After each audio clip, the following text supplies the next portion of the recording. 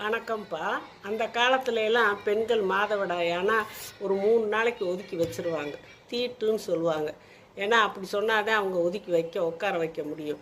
ஏன்னா அந்த நேரத்தில் ஒரு சிலருக்கு அதிகமாக போகும், ஒரு சிலருக்கு குறையா போகும். உதிரப்போக சொல்கிறேன், கூட குறைய போகும். அப்போ அவங்களுக்கு உடம்பும் பலகீனமாக இருக்கும், மனசளவுலையும் பலகீனமாக இருப்பாங்க. அப்படி அசந்து வரும்.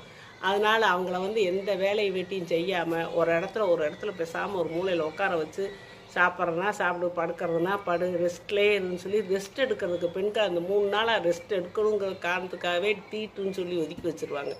எதையும் தொடாத, நீ இரு, உனக்கு சாப்பாடு கொண்டு வந்து தாரோம் அப்படின்னு சொல்லி வச்சுருவாங்க. அது பெண்கள் ஆரோக்கியத்துக்காக தான் அந்த காலத்தில் அப்படி செஞ்சுருக்காங்க.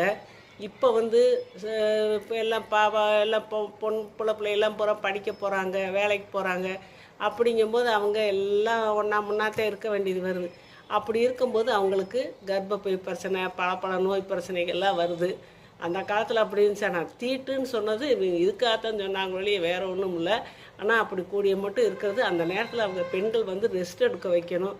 அது வீட்டில் இருக்க ஆம்பளைகளோ பெரியவங்களோ சேர்ந்து அந்த பெண்களுக்கு அந்த நேரத்தில் முடிஞ்ச அளவுக்கு நீங்கள் ரெஸ்ட்டு கொடுங்க.